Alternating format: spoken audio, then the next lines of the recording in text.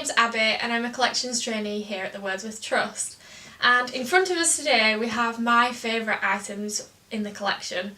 So at this side we have two of the books that would have belonged to Robert Southey, and this one would have belonged to William Wordsworth.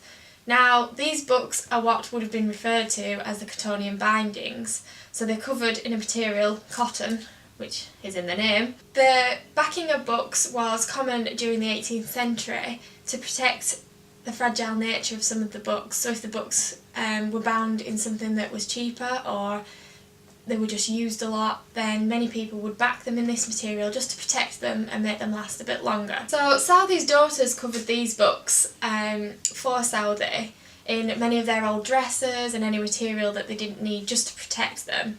And this is where Southey started referring to his library as the Cottonian Library. The name the Cottonian Library is a pun by Southey on the library of Sir Robert Cotton, who was an Elizabethan collector who had many great treasures in his library. In January 1830, Southey wrote a letter to his friend saying, "One room is almost fitted up with books of their binding. I call it the Cottonian Library. No patchwork quilt was ever more diversified. They have now just attired 200 volumes in this fashion." I think these items really show the sense of how families really came together and helped each other out. It wasn't just the poet who owned the library, it was the family behind looking after the library, reading the books in the library. One of the most interesting things, I believe, is that the Southey daughters chose fabric relating to contents of the books.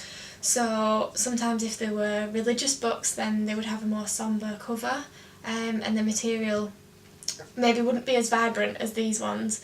Whereas, for example, this one here is a travel book, so I think the cover's quite exotic and quite bright. I think this really shows that they put thought into what they were covering the books with, and it wasn't just whatever material they could find. So this book that belongs to Wordsworth actually has his name inscribed on one of the front pages. So we will take a look inside. However, I'm actually going to put some gloves on because these are Cottonian books. They are very delicate and very sensitive to the oils that are in our hands, which is also why they are sat on acid-free tissue. So if you open the book now, being very gentle with the spine because that's one of the most fragile areas, you can see how fragile the pages are. Obviously been used a lot.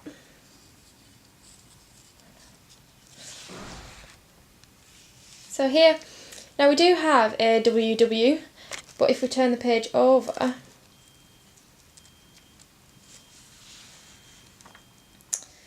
we believe that this actually is William Wordsworth's signature. So this book is one of a series of 4 botany books, which is quite fitting for the Wordsworth, as they loved the garden, loved everything outdoors, and they could have been kept outdoors, which may be why the pages are a bit torn, a bit weathered, and this series of 4 books would have been worth a skilled workman's wage for 3 days, which was also equal to a stone of wool.